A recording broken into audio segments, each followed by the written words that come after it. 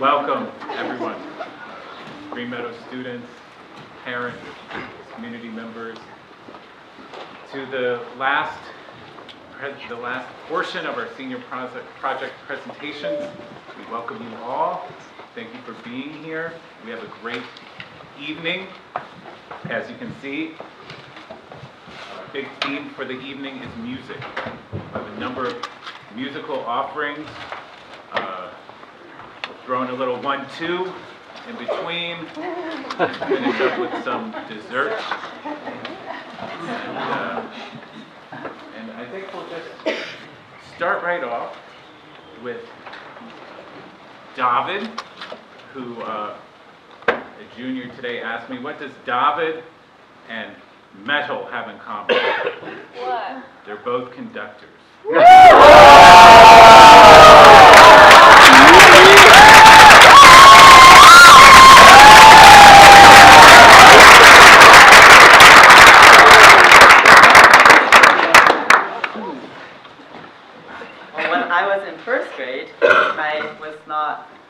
Had nothing to do with metal yet. But we each made a pair of knitting needles with red beads on the end. I still have one. In order to have something to learn to knit with. After it was not part of the curriculum anymore, though, I did not use it very much. I stopped knitting. But once I got a radio, I eventually realized that it was the perfect thing to conduct the radio with. I thought I was a pretty good conductor, not because I was following any score. I didn't have a score, nor because my conducting patterns were especially clear. I didn't know that conducting patterns were something that existed yet. But because I could almost always find some small things that I would have these professional musicians do differently, and in my mind better, if I were their leader. But here I am, a few years later, conducting an actual orchestra. No, not with a knitting needle, but with what the French call a stick, a baton. Orchestral conducting is actually a fairly modern invention. Until the mid-18th century, orchestras were led either by the concertmaster, which is the first chair of the first violins, or by an organist or harpsichordist. And the concertmaster is still considered the second in command in modern orchestras. When operas were becoming popular, however, the role of someone able to communicate not only with the musicians in the pit, but also with the singers and actors on stage became necessary. And it was easier to follow, and more practical, to follow someone standing in front of the whole orchestra than to follow somebody sitting at a keyboard. And the conductor thus became a permanent part of the orchestra. Besides keeping the tempo and directing the music in the time element, a conductor must also show the music in his or her arm movements. The right hand shows the tempi and the broader expressions, while the left hand almost does eurythmy. It can move to the shape of the music and it sculpts it in the air. The right hand helps the orchestra anticipate what comes next. And it can, for example, show different articulations. You have a short staccato, or a full staccato, which is dum, bum, bum, bum. Or you can have very legato things, da da da da da dee, da da da da. For example, the size of the hand movements will also show the dynamics. So you can have very quiet or a very loud thing. And then the left hand augments the right, and also, when necessary, reacts to the musicians in real time. A conductor, however, is most importantly a social worker, building relationships not only between the musicians themselves, but also bringing about some sort of unity between the musicians and the music. In brief, each musician can play their own individual instruments and will practice and work on their parts. A violinist can match his tone with a bassoonist, and try to breathe in the same way. But a violinist will never be able to play the bassoon and the violin simultaneously. A conductor, however, plays the whole orchestra. He or she doesn't produce the sounds so much as pull them and creates them from the players and from the music. To learn how to conduct, I have been taking classes with a wonderful Mr. Scott Jackson Wiley every Saturday in New York City. What we have been doing, however, has been slightly theoretical, because we do not have an actual orchestra or even a pianist at our disposal during our lesson. Instead, we just have our imaginations. The first time I stood in front of an actual orchestra was here at Meadow. A week before our winter concerts, Mr. Gilbert came up to me during snack and asked if I wanted to live my dreams. I mean, of course, who wouldn't?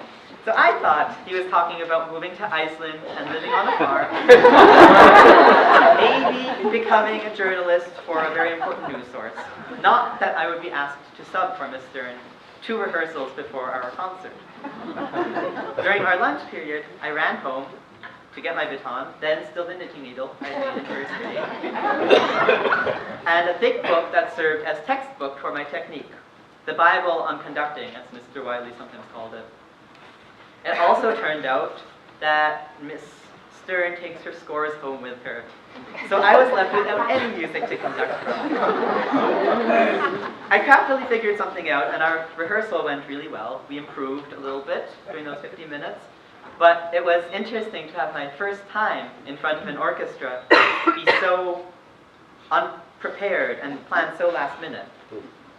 The feeling of being able to craft something out of nothing and having the power to change it like a conductor does are truly monumental. It's a little bit like practicing an instrument or a sport or art or anything else that improves the more you do it. It all produces a similar effect, but it is barely noticeable. Imagine that multiplied by the number of musicians in an orchestra, and then that feeling has a huge impact. Most of the energy spent on my project was in trying to create an ensemble.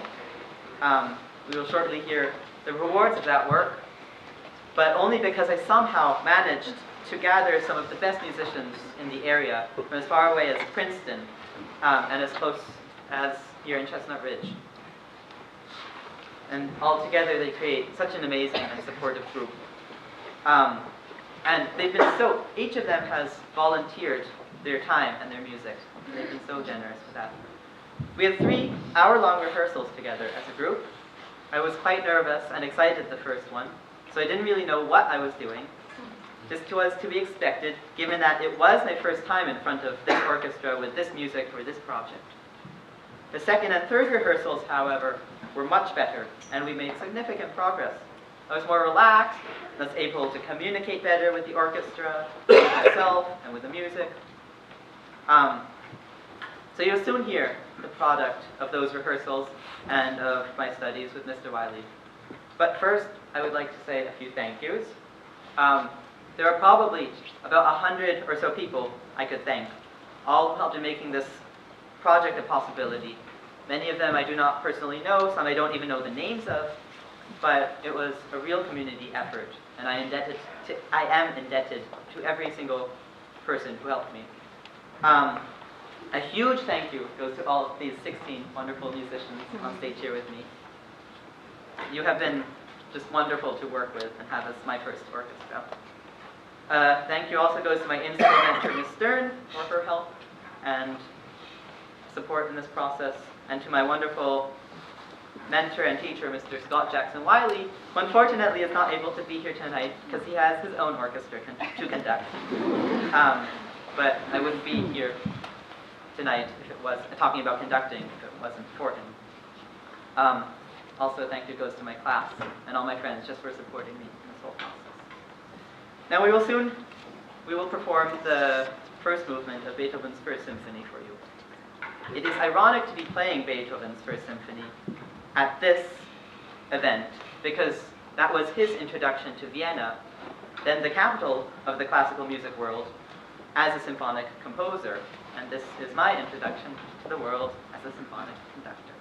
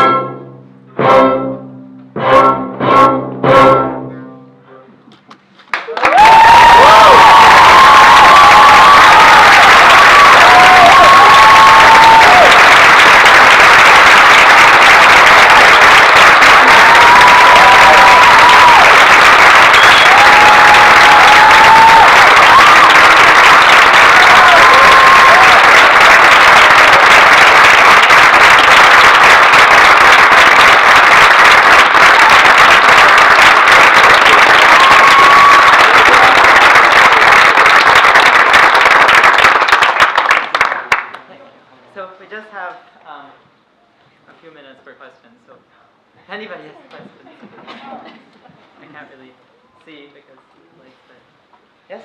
I loved your tempo, by the way. It was great. Faster. Has being in front of an orchestra affected what it's like for you being in an orchestra playing violin?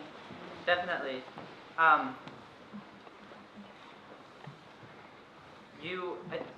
was actually last weekend in an orchestra for some other conducting students, which was really interesting.